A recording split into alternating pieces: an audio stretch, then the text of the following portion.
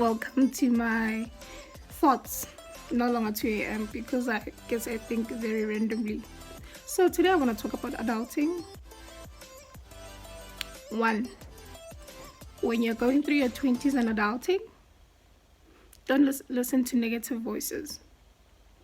Two, be careful who you ask advice from. Three, have fun, relax. You're not supposed to know it all. So, one, don't listen to negative voices. So, in our 20s, we we are still brainiacs, we get all these ideas. We want to do things smart. We want to, get it all. Because we have the adrenaline, the enthusiasm, all of that. It's there. And this is what I want to say. That's the most amazing time of your life. That is like the epic time of your life, to have the most amazing thoughts ever, to think bigger, to try out new ideas, So every time you get a new idea, do not tell people who are going to crush you, who are going to tell you it's not going to work, people who are very negative. Because the thing that I've noticed about thoughts, they're very sensitive. And once you expose them to certain people who are very negative, it's like they make you doubt yourself. They make you procrastinate. So don't listen to negativity. Go to someone who you know that they're going to be very positive about. They're going to give you an opportunity to try it. I think one thing I've seen is that we care a lot about what people think because we are going into the unknown. And being in our 20s, we have been through a lot of unknowns and we've been burnt a couple of times. You thought that you would get the job after your degree and you realized how many "we regret to inform you" emails.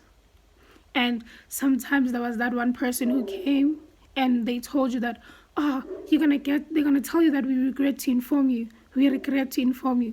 And every time when someone speaks something negative, you tick them to be right on your box of thought. So you start believing this person who is always right. But the worst thing is that they're negative, despite that their answers are right. And everything they have said before, it has been the way it is. Sometimes, if we change our mind, it's how we can change our lives.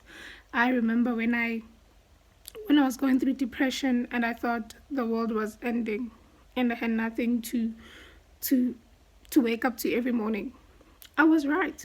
I had nothing to wake up to every morning. I was depressed. I was sleeping 24 hours. There were no opportunities. There were no jobs coming through. Nothing was working out because that's how I thought. But then when I changed my mentality that I am going to make this. I remember I used to wake up 7 o'clock in the morning, prepare for work, even though I don't have work, even if I don't have a job, even if I have nowhere to go. I would wake up, go bath, dress up, and just be at home. And that's when I started having ideas of starting businesses and all those things. And they actually worked out. It's like immediately when I started having those thoughts, I attracted so many things that are good to come into my life.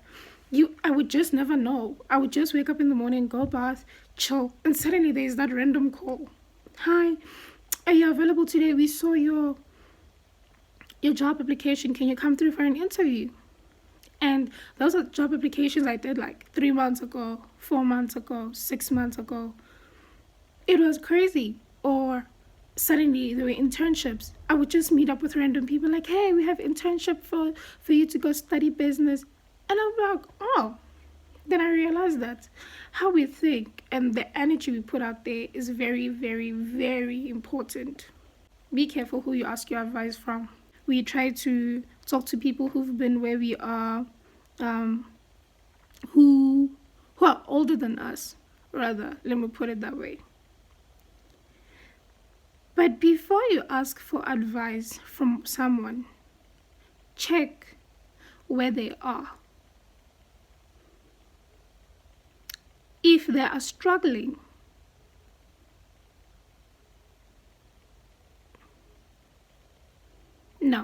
That's not where you want to go.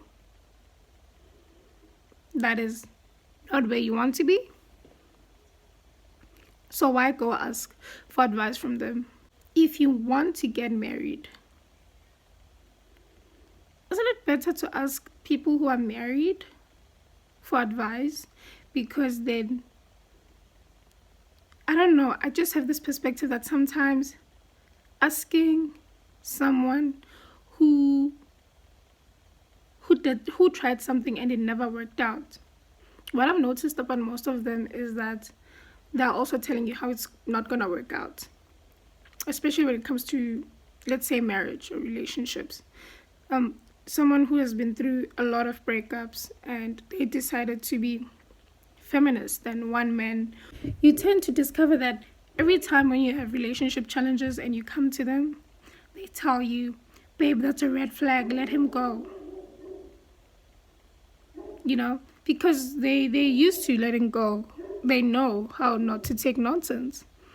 But then if you know that you want to take relationship nonsense, ask the right people who've been taking nonsense for years, who are married, if that's what you want. Because I've realized that we all gonna go through a lot, and how we determine our end is what matters the most beyond anything else. Have fun. 20s, we are at a peak of our lives. We are meant to fail. We are meant to try new things. We are not obliged to know it all. That's why we have depression, because we think we're supposed to know it all. We think success has to just come like this, brand has to come like this, and we become depressed when nothing is living up to our expectations. On your 20s, relax, have fun, be hurt. Go through a lot. Be hurt, be heartbroken, explore, try new things. I feel like this is the stage in life where we are not expected to live up to certain standards in our 20s, because I think people who are older than us have discovered that the mere fact that they didn't find what they want and who they are when they were younger, then they become a problem and depressed when they are older, because they're now stuck in these worlds that they chose for themselves, because they were ready to settle down, to rest, to be employed, build a family. In our 20s, that's the great time, without pressure, without people expecting us to be in a certain scale of life, where we can try out everything, even things that are going to make us fail, because we won't be disappointing anyone except us. You'll be disappointing yourself. We need to get over it before our 20s end. Before your 20s end, have a vision and a goal that you would know what you want. You would know the vision you have for yourself, because there's nothing cute about still trying to discover yourself after the age of 27. Now you want to be in a relationship, you want to get married, but then you're only discovering yourself then. That is that's the phase where you start putting everything permanently. So you try to be very sensitive around that. So use your 20s to do all that, so that when you're 30 or 40, you don't feel like you never got to try out in life, or nothing ever worked out for you. So, hey 20s, welcome, enjoy being 20. I wrote this piece in an article about our age group and what we have discovered. You can check it out on my Instagram page, Angelo_diary. Thank you for listening. Peace.